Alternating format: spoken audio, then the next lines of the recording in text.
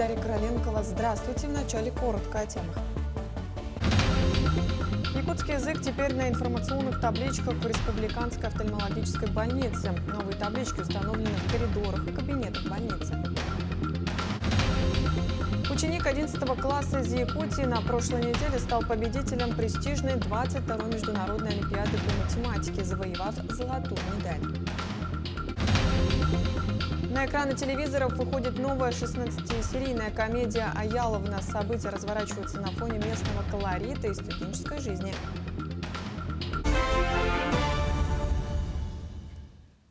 Затруднен проезд на автодороге УМНАС в Хангаласском районе. С ухудшением погодных условий на участке автозимника Улахана Налекминского района затруднен проезд. Несмотря на усилия дорожников, движение крайне осложнено из-за снежных заносов.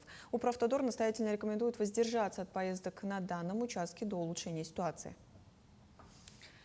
Глава Якутии Арсений Николаев стал участником заседания правительственной комиссии под руководством Юрия Трутнева, где ключевыми темами стали доступность здравоохранения и поддержка семей.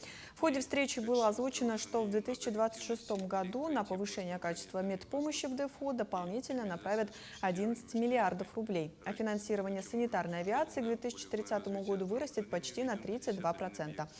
Особое внимание уделяют труднодоступным территориям. До 2030 года запланировано обновление 56 медобъектов и оснащение 11 перинатальных центров. Также на заседании отметили высокую эффективность дальневосточного демографического пакета, включая выплату в 1 миллион рублей на погашение ипотеки при рождении третьего ребенка. Дальневосточная надбавка работает на целый ряд направлений, но одним из основных для нас является использование части дальневосточной надбавки как раз для повышения эффективности работы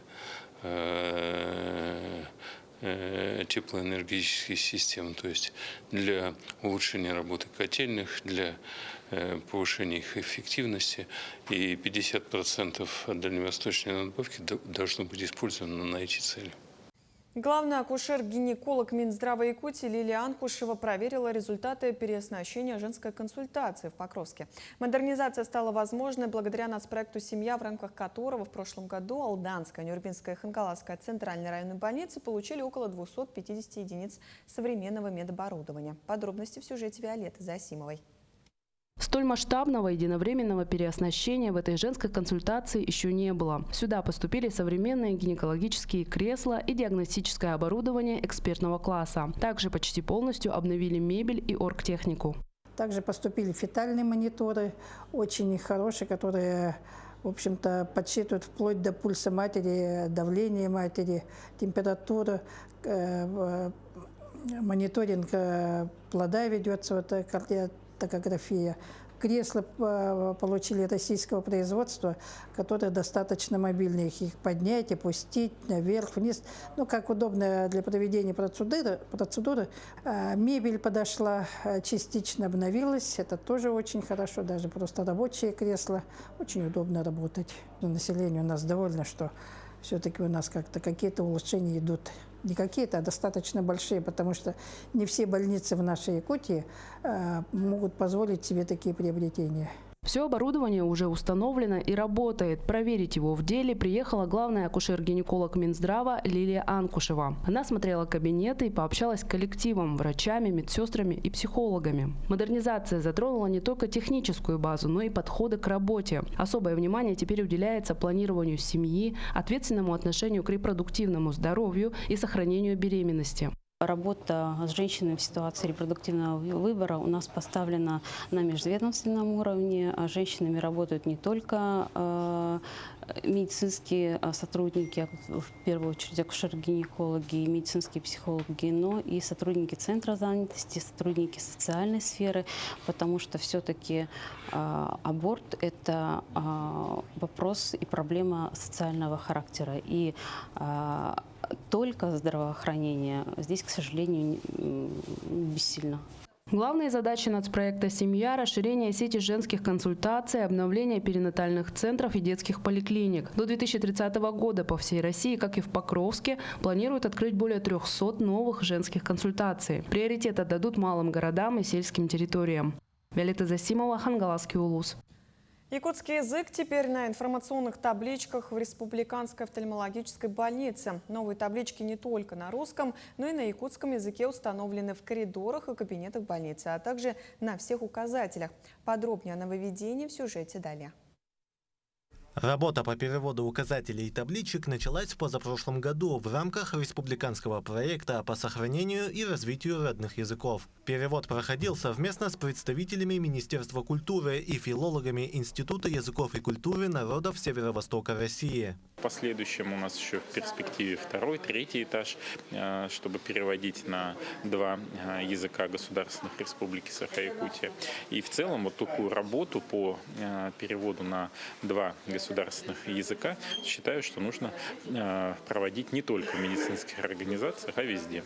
Врачи офтальмологической больницы принимали непосредственное участие в переводе табличек. По словам сотрудников, это важный шаг к улучшению доступности медицинских услуг для местного населения. Это не единоличное решение кого-то, а мы обсуждали общим собранием нашего коллектива, и коллектив тоже вносил свои корректировки. И собрав все данные перевода и с их стороны, с Института языка и культуры, и внесенными нашими сотрудниками больницы, мы пришли к единоличному мнению.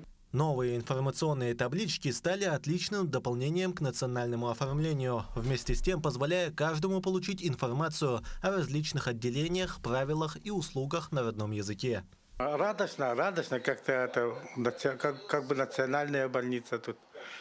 И говорят по-якутски тут все. Конечно, якутские таблички надо ставить, конечно.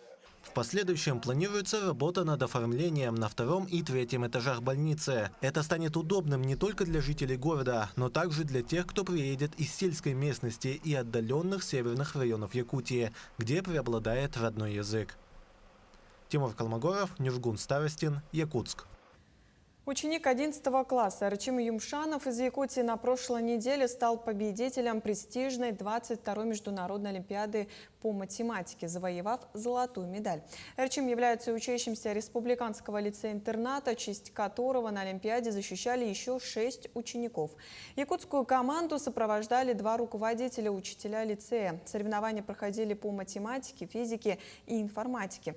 Олимпиада проходила в январе в городе Алматы, Республики Казахстан, и собрала участников из специализированных физико-математических школ со всего мира. В декабре-январе мы сильно готовились к этой олимпиаде. Ежегодно 7 участников и 2 руководителя уезжают туда.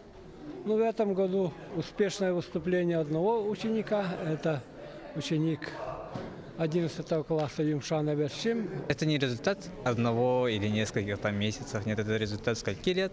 Ну, с 5 класса, значит, это 7 лет учебы, и я был приятно удивлен, так же, как и мой учитель, который был со мной.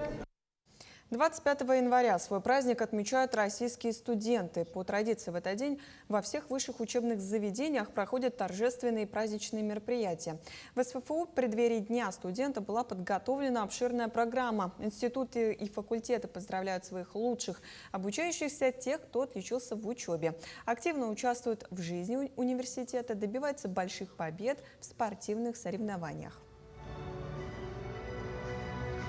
Когда поступила в университет, я продолжила заниматься наукой. Чудесные преподаватели, которые поддерживают все мои идеи, они помогают развивать мои исследования.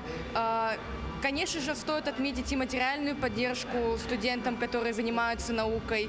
И просто хочется сказать то, что университет принимает участие в огромных, больших и интересных конкурсах. И, конечно же, СФУ помогает нам во всех наших свершениях и исполнении всех целей. Свое столетие отпраздновала жительница республики Анна Евсеевна Атласова. В честь знаменательной даты ей торжественно вручили почетный знак долгожителя Якутии ВСАС. к которому прилагается единовременная выплата в размере 1 миллиона рублей. Анна Евсеевна родилась 23 января 1926 года в селе Тастах Намского района. Рано оставшись без отца, она воспитывалась в семье брата-матери. В годы Великой Отечественной войны девушка выучилась на счетовода и всю последующую жизнь посвятила бухгалтерии в сфере здравоохранения, проработав в Нюрбинском, Момском районах и Якутске. Она книги читает, и моя обязанность ходить по библиотекам. Она записана на библиотеку Белинского и национальную библиотеку. Потом внуки подарили планшет, чтобы она там тоже пользовалась и тоже заходила. Ну, сайты сделали, и она заходит, читает там газеты. Так что, мне кажется, если вот долголетие, секрет долголетия в том, что надо иметь очень большой интерес к жизни, видимо, и ко всему, что происходит вокруг. «С искренней любовью народу» – так называется книга, посвященная памяти Ивана Мигалкина, народного поэта, переводчика и детского писателя. Ее презентация состоялась в Национальной библиотеке, где гости делились воспоминаниями и рассказывали о работе над материалом. В издание вошли воспоминания его родных, друзей и коллег писателя. Тираж книги составил 1000 экземпляров, которые также можно было приобрести на месте. Помимо презентации в библиотеке была организована выставка всех его написанных произведений. С Иваном Васильевичем мы долго дружили, вместе работали. Был одаренным и всесторонне развитым человеком. В эту книгу вошли воспоминания друзей, что очень отрадно. Книга должна быть очень популярной, уже там сейчас становится уже почти дебютом. И я очень рад, что сегодня держу в руках именно эту книгу. Никогда не поздно начать новую жизнь. С таким посылом на экраны телевизоров выходит новая 16-серийная комедия «Аяловна». Проект был снят прошлым летом в Чурапчинском улусе, события которого разворачиваются на фоне местного колорита и студенческой жизни. В главной роли Евдокия Семенова, известная со времен скетч-шоу «Аютче». Помимо этого в съемках принял участие яркий ансамбль из признанных актеров якутских театров и студентов, будущих медиков. Первая серия выйдет в эфир уже в начале следующей недели. В моей фильмографии это 8-й сериал, но первый в жанре комедии.